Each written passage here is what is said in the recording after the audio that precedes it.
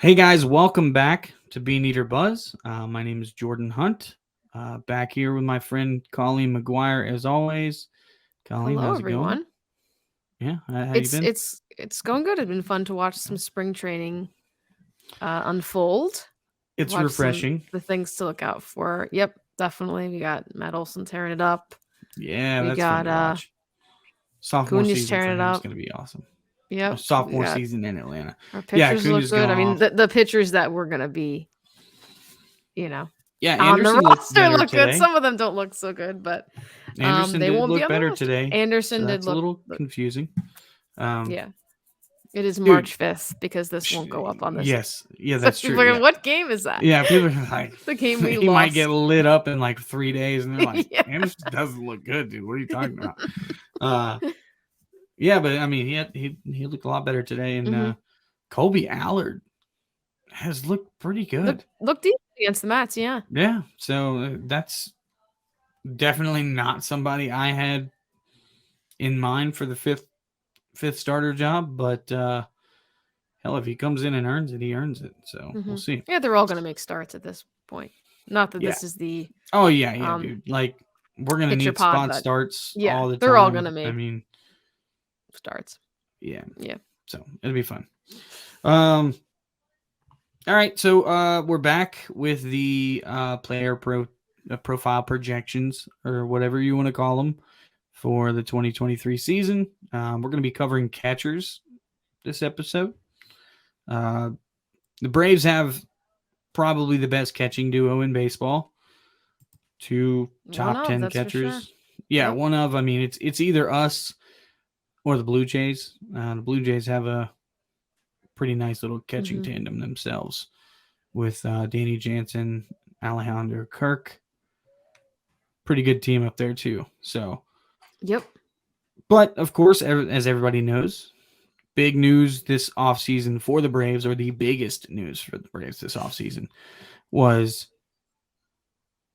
the 3-team trade that ultimately had Sean Murphy headed to the Atlanta Braves for half the minor league system, which and a couple of major leaguers. Yeah, and a couple major leaguers. One of which we're actually going to miss in William Contreras, who would have been on this show. He would have been part of this catching episode, but he's no longer with the Braves. Not to be.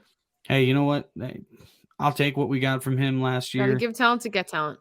Yeah, you got to give talent to get talent. And clearly the front office saw how important a well-rounded defensive catcher was going to be. With all these new rules, the pitch clock, the only 2 throwovers, you got bigger bases. Like, yep. Yeah, it's going to be, if you don't have a good defensive catcher, these new rules are going to hurt. They're going to hurt. And Travis d'Arnaud, while he is a good offensive catcher, and he's a great framer too. I mean, I won't take that away from him. He doesn't have a good arm.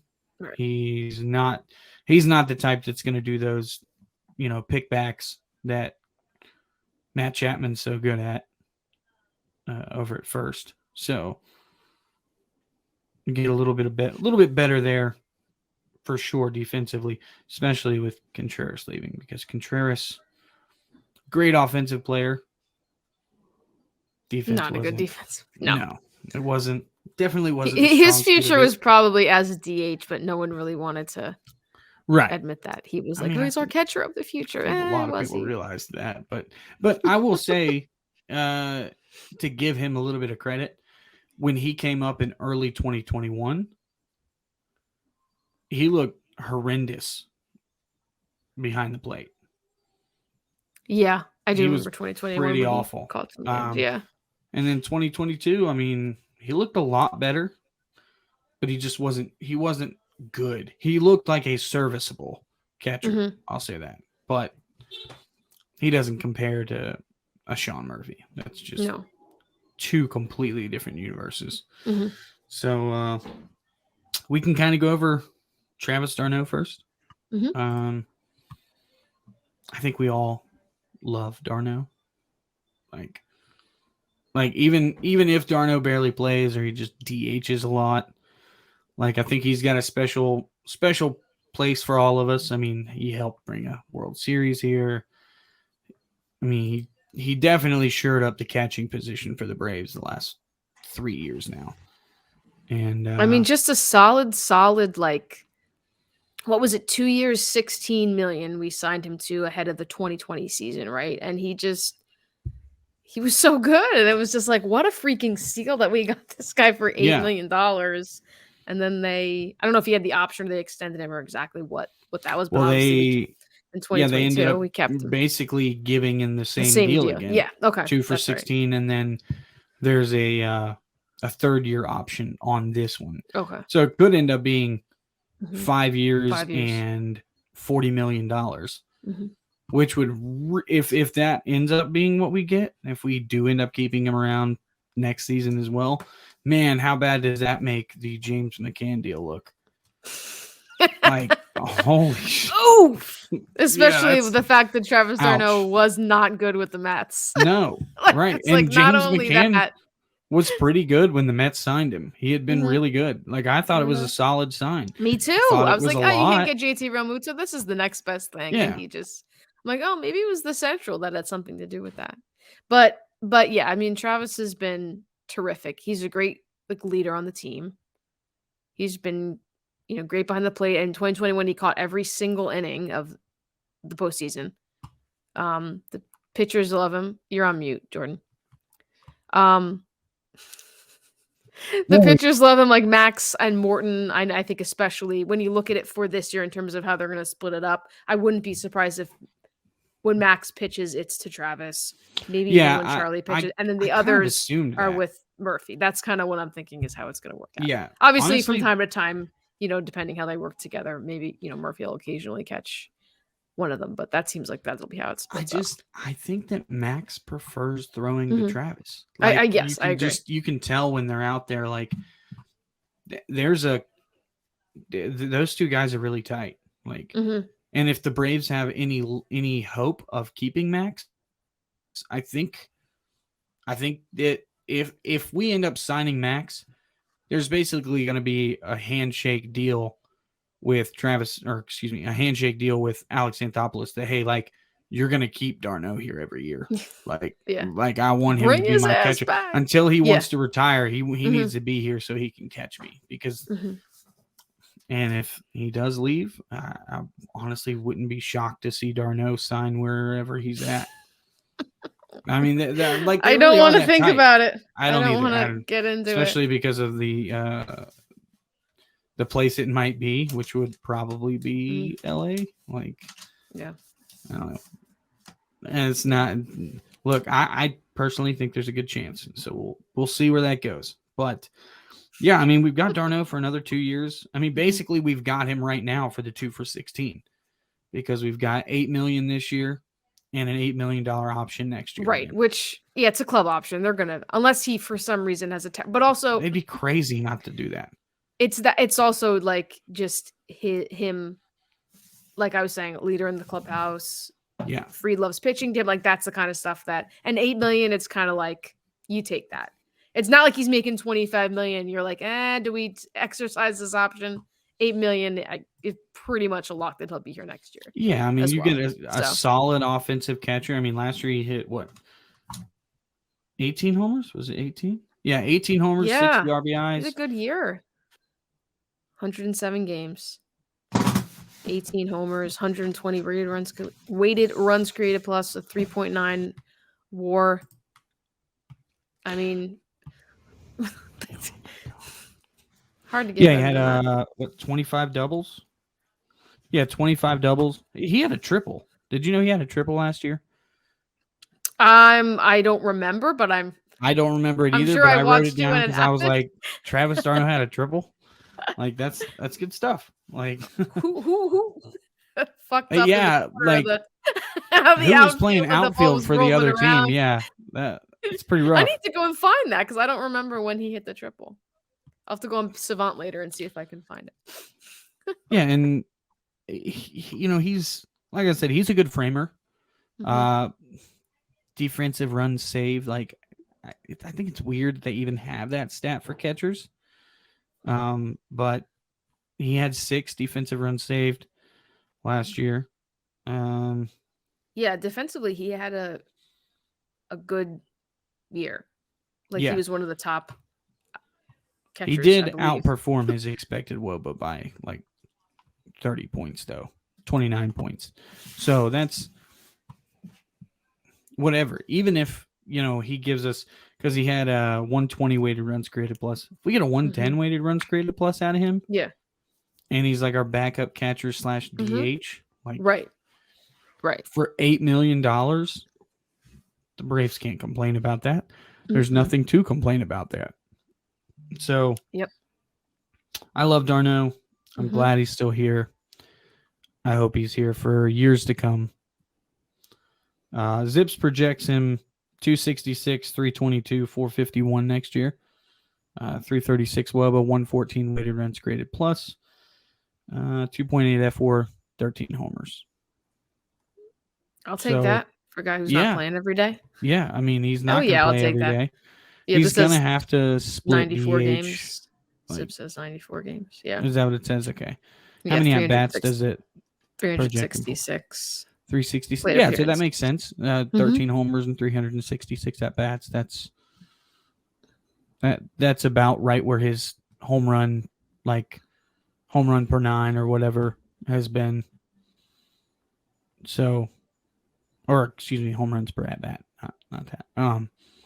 So yeah, I mean, you can't ask much more. Yeah. From what is a quote unquote backup catcher, even though he's not really a backup catcher, he's literally a top 10 catcher. Yeah, it's so funny. Like, he would be starting for a lot of other teams with the way he's been playing last couple of years. But 25 other teams in baseball, he'd be starting. So I don't know. That's going to be interesting to see how they utilize the DH position for him. Like you said, I think he's going to catch 2-3 times a week, maybe. But there's the DH question of Marcelo Ozuna. What are they going to get there? Are they going to get anything there? I mean, he's been horrendous in spring training. And it doesn't even seem like he cares. Yeah, it does. No, it seems like he doesn't care at all. He had like a 3-hit game the other day, and like 2 of them were bloops, and then like that was it. Not that this is the DH episode, but I'm just like, definitely not. Obviously, I can't stand him. Like, he comes out to bat, and I'm just like, why is this man still on the team? And I have finally reached that point too. I really tried. I was just like, look, like he's on the team. Just let it be. It'll be over before we know it. And now it does feel like you're wasting a roster spot having this guy around. And morally, he's not the type of person I would want around the team. Apparently, the team does love him, so that's kind of playing a factor here. But they have to ultimately, they're going to have to make the hard decision there. If you watched the episode of Behind the Braves this week, I haven't yet. It's really, really, really, really, really good. Like, I mean, they always do a great job with it every year. This is probably my favorite episode they've ever done. It was just great. I'll have to watch it. But I want to. I just haven't yet.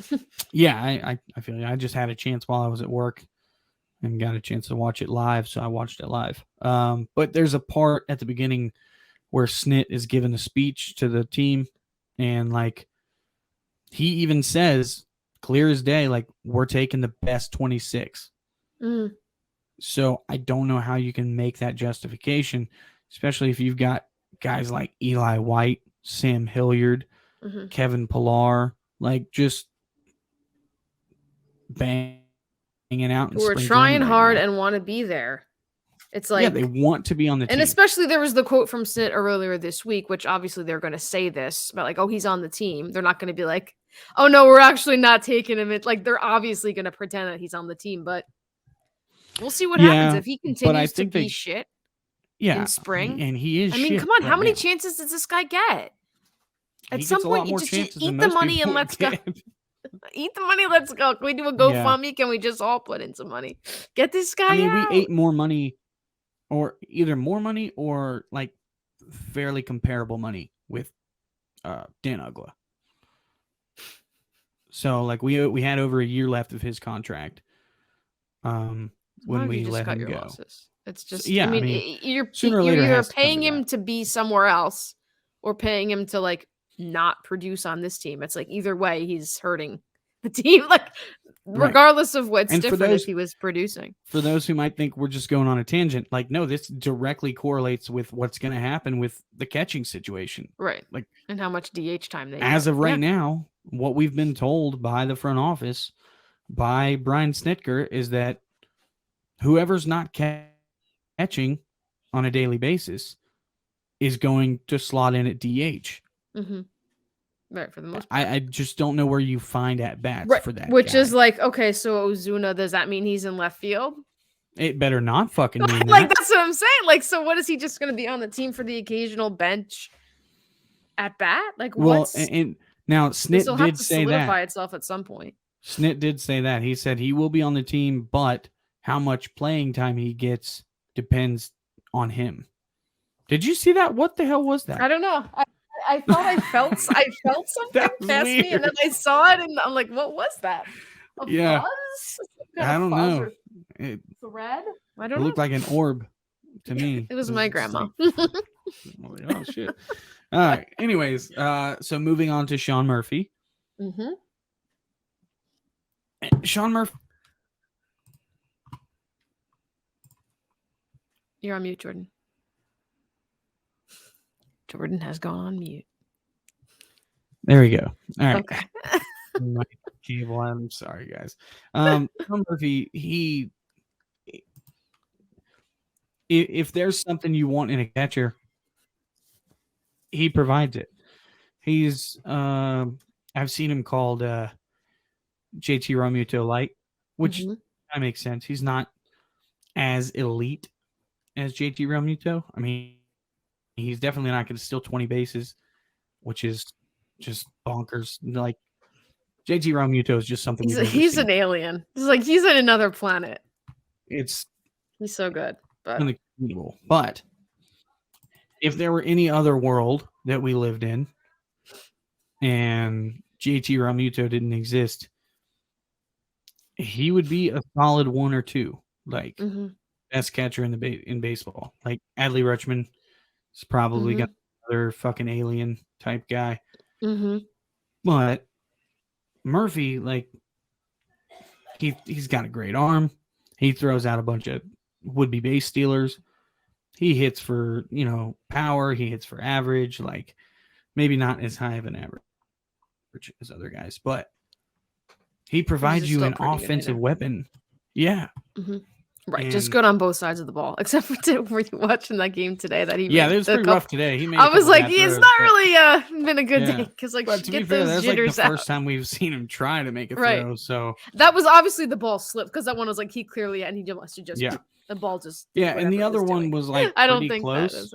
It was kind of like right there on the second base side of the bag, but like there was a runner coming in, so like the second baseman just let it go. I think it was Arcia. But he just kind of let it go to center field because it was like either this is going to pull me right into the runner and then it's going to go into center field, or like it's going to go into center field. He's going to go to third base anyways, or we're going to have a collision. One of us is going to get hurt. It's spring training. Right. Like, it's spring training. Yes, exactly. It's let that shit fucking go, man. It's not that big a deal. Yeah. So. Yeah, I'm not worried. Just was funny when I saw it. Yeah, it was pretty because I was thinking like, okay, like ball go? And then it got bobbled in the outfield. Like there was the one where they were going to pick Billy McKinney off that went into the outfield, and that was like all over. And then there was another throw that Billy McKinney is on the Yankees. Oh man, I haven't heard that name in a few years. Yeah, so apparently he's in the Yankee organization doing whatever. Wow. I don't know. Wow, you just hit me with a name I hadn't heard in a minute. I know he was with the Mets for a while. but I can't remember what year that. I guess it was 2021. In 2021, right? He was in the Mets, Dodgers, and Brewers. He was on all three of those teams. That's right. Yeah. He went all over. Because I remember joking like, "Oh, he's chasing a ring." Yeah. Nope, wasn't a Brave. Sorry. And none of those 3 teams. You didn't get your ring. So, anyways, Sean Murphy in 2022, 250, 332, 426 slash line, 331 WOBA, 344 expected WOBA. So he actually underperformed his WOBA a little bit playing out in Oakland. As we know, that ballpark kind of is where right-handed hitters go to die. So 122 weighted runs created plus, 5.1 F4. That's what you're getting. This guy, number, and then he was an everyday player. I mean, he played 148 games. Now I haven't looked into the breakdown if he did DH some, but regardless, he can play every day. Yeah, and he probably did DH a little bit, but he is also a guy who posts. He's going to be behind the plate 4 to 5 times a week for sure. Mm-hmm. Oh yeah, absolutely. That's what they got him for, and should be. Yeah. So, and then 18 homers, 66 RBIs, 37 doubles. Wait, what? Oh, okay. No, I thought for a second him and Darno had the same amount of doubles, but no, he had 25. Great framer, and he had defender. 2 triples. He had 2 triples.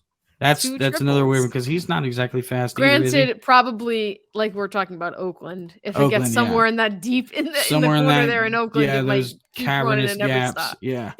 But still, catcher getting a triple is, Hey, I mean, few and far between. And JT Realmuto probably had 6, but and he would have made him inside the Parkers.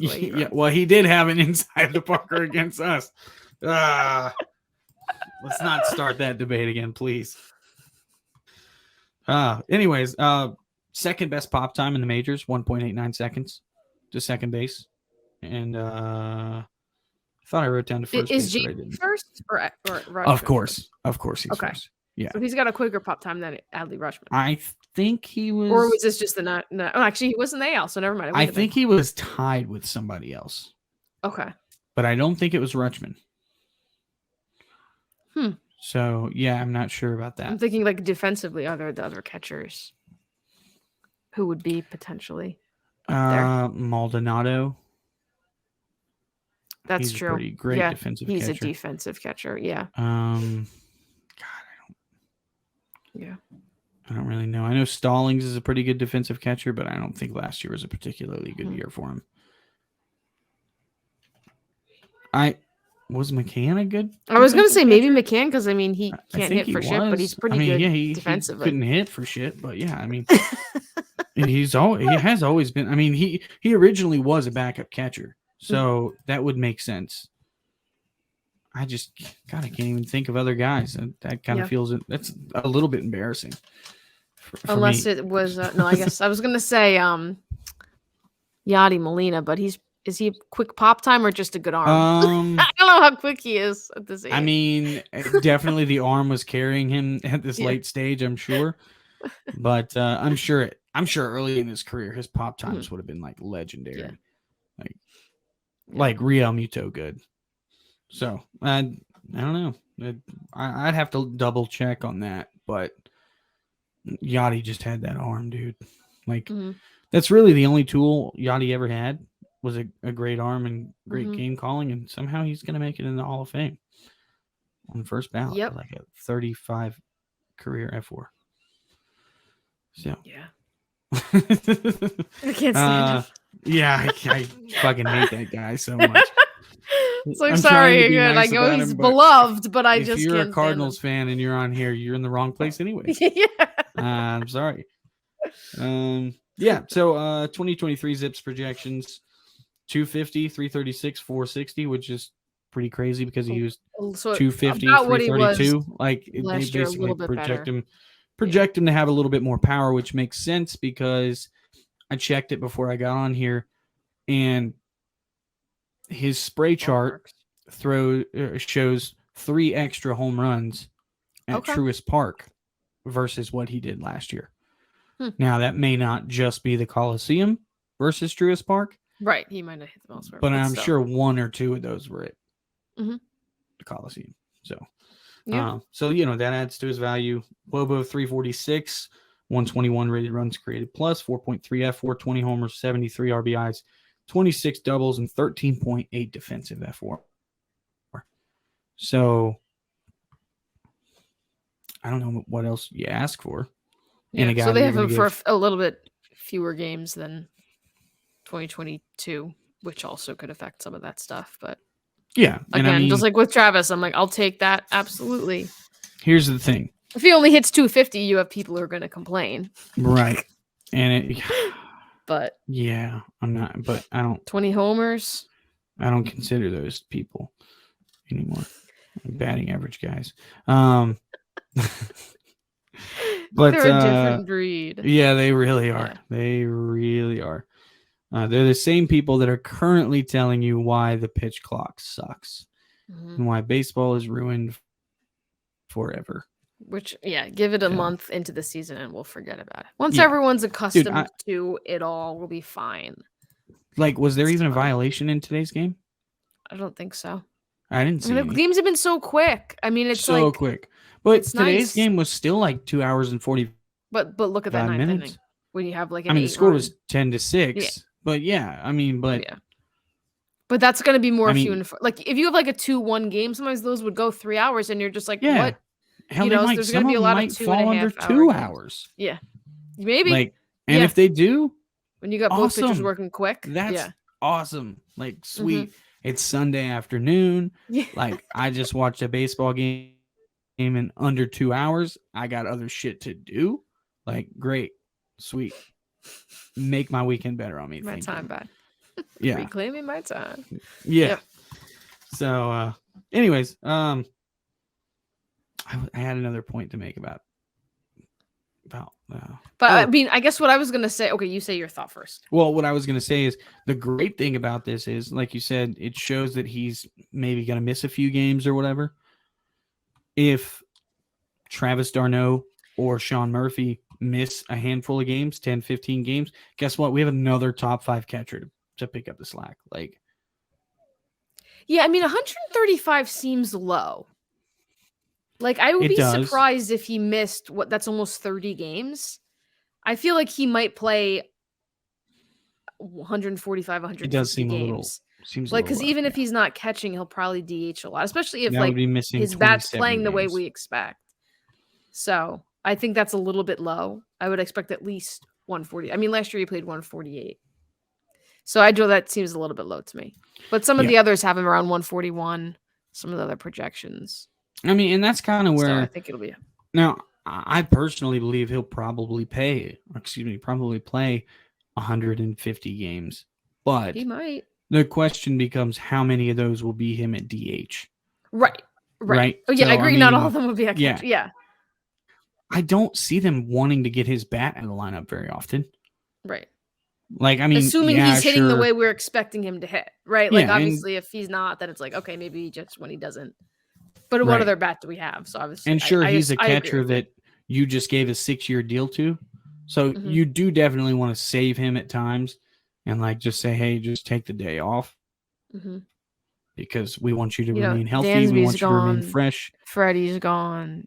Guys can take days off now. Yeah, but it's okay because the fan base in Chicago is just so much better than the fan base. They're big deal. They're kind of a big deal, and we're just kind of a deal down here in the South. Oh man, I just couldn't believe he said that shit. I was like, man, just Dansby. You could just not say anything like that and just be like, yeah, I'm happy to be. Yeah. It's like, all right, Dansby, we're moving on, so maybe you should too. Yeah. There you go. Hey. But I was going to mention the contract because we mentioned the trade, and then so obviously we signed him 6 years, $73 million. Nice. Got away with it again. Somehow we keep doing it. And then Dana Brown went to the Astros and is already doing it in Houston. And is already doing it there. So it's in the blood. Everybody is going to hate the Braves so much because not only did we do it, Then we sent a guy to Houston, of all places, to do it. So two of the best teams in baseball have those connections. Kind of doing it because that Yordan Alvarez contract is just bonkers. Like 6 years, $108 million or something like that. For that guy, like that's crazy. But whatever, dude. I mean, I wouldn't be surprised to see them just locking everybody up. Yeah, probably for sure. I think that'd probably be the first guy I went to because they did Javier, right? Was Javier? I couldn't remember which pitcher it was, but I know they want to do Framber. They want to go to Bregman with a new one.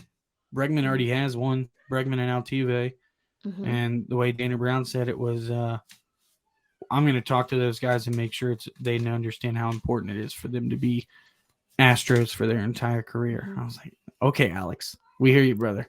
That seems so good. The Astros are so good. This is way off topic at this point, but I hate that they cheated in 2017 because they didn't need to. And now they've soured any sort of like reputation from that. But like they're so good, and I wish the people would just like get over the cheating thing. Just accept that they're really damn good. They've now finally won a legitimate championship, and you can stop. Okay.